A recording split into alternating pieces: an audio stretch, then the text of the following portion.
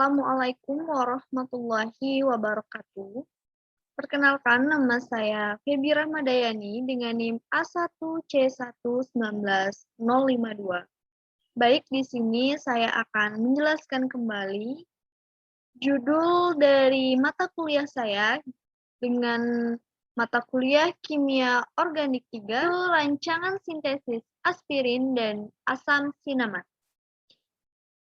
Mungkin teman-teman tidak mengetahui bahwasanya aspirin adalah obat untuk meredakan nyeri, demam, dan peradangan.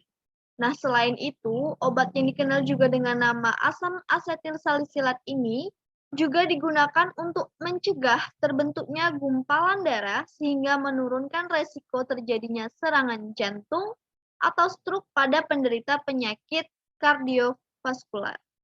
Nah, aspirin adalah satu jenis obat yang paling dikenal. Aspirin adalah obat pertama yang dipasarkan dalam bentuk tablet.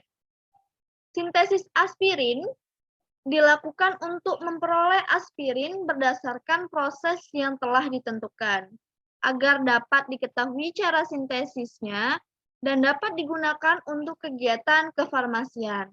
Nah, keuntungannya yang diperoleh dapat dari proses sintesis ini adalah bahan obat yang praktis digunakan.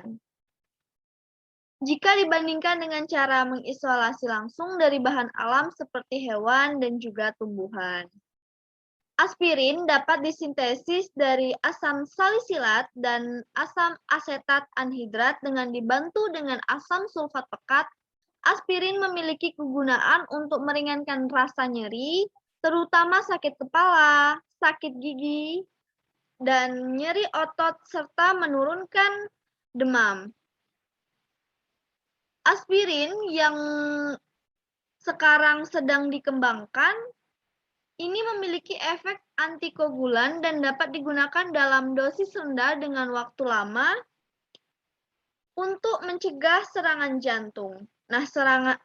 Nah, sintesis aspirin ini merupakan suatu proses dari esterifikasi.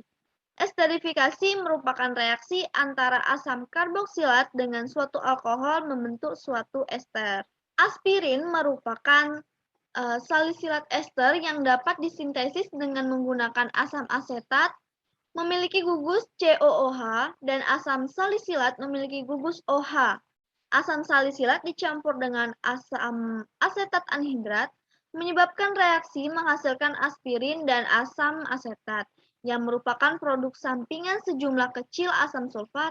Nah, umumnya digunakan sebagai katalis. Nah, aspirin atau asetol atau juga asam asetil salisilat adalah turunan dari senyawa asam salisilat yang diperoleh dari Simplicia tumbuhan Cortex salicylae.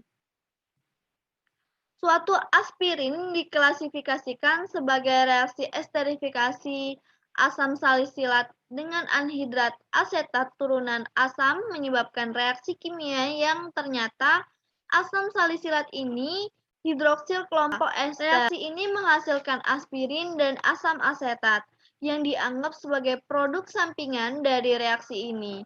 Sejumlah kecil dari asam sulfat, kadang-kadang juga ada asam fosfat, hampir selalu digunakan sebagai katalis.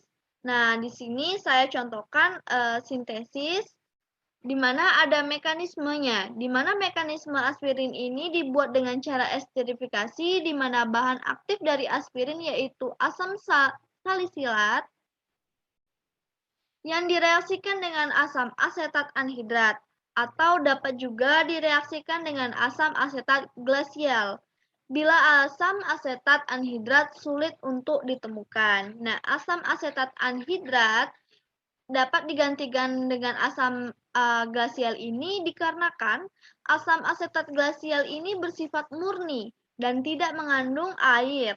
Nah, selain itu, asam asetat anhidrat juga terbentuk dari dua asam asetat glasial. Sehingga pada pereaksikan volumenya semua digandakan. Nah, proses pembuatan reaksi esterifikasi ini dibantu oleh suatu katalis. Nah, katalis asam untuk mempercepat reaksi. Tetapi pada penambahan katalis ini tidak terlalu berefek maka dilakukanlah sebuah pemanasan untuk mempercepat suatu reaksinya.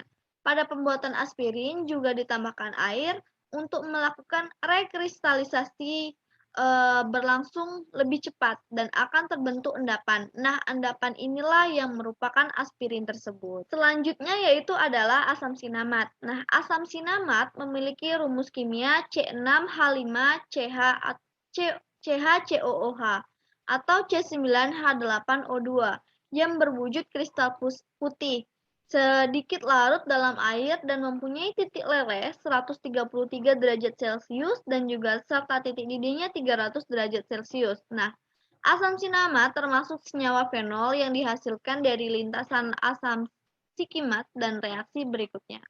Bahan dasarnya adalah fenilanin dan tirosin, sama seperti asam kafeat, asam perkumarat, dan asam ferulat. Keempat senyawa tersebut penting dikarenakan terdapat melimpah dalam bentuk tak terikat atau bebas.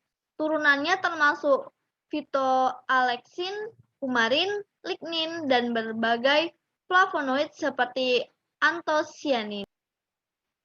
Reaksi penting dalam pembentukan asam sinamat dan berbagai turunannya adalah pengubahan fenilanin menjadi asam sinamat melalui proses deminasi.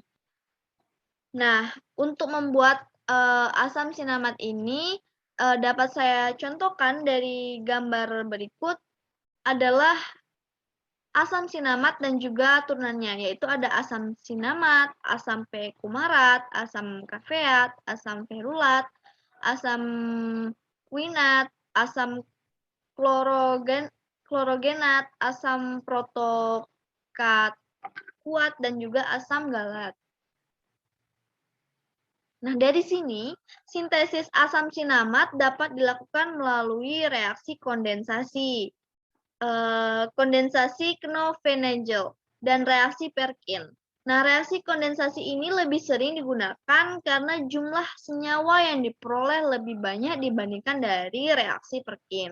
Pada dasarnya, reaksi kondensasi ini merupakan reaksi suatu aldehida dan senyawa yang mempunyai hidrogen, kurang lebih dengan 2 gugus karbonil dengan menggunakan katalis suatu basa organik yang memiliki gugus amina. Baik, itulah tadi penjelasan dari saya. Namun di sini saya memiliki permasalahan dalam suatu judul rancangan sintesis aspirin dan juga asam sinamat ini. Saya memiliki 3 permasalahan. Yang pertama, bagaimana sih agar hasil dari reaksi esterifikasi ini menghasilkan aspirin lebih baik atau lebih banyak? Nah, pertanyaan saya yang kedua adalah, apakah asam asetat anhidrat yang diperlukan pada pembuatan aspirin ini dapat digantikan dengan asam lainnya? Jelaskan menurut teman-teman. Nah, yang ketiga yaitu, apa yang terjadi jika suhu pada sintesis asam sinamat tidak sampai 300 derajat Celcius? Inilah presentasi dari saya. Jika ada salah, saya mohon maaf. Saya akhiri, wabillahi taufiq wal hidayah. Wassalamualaikum warahmatullahi wabarakatuh.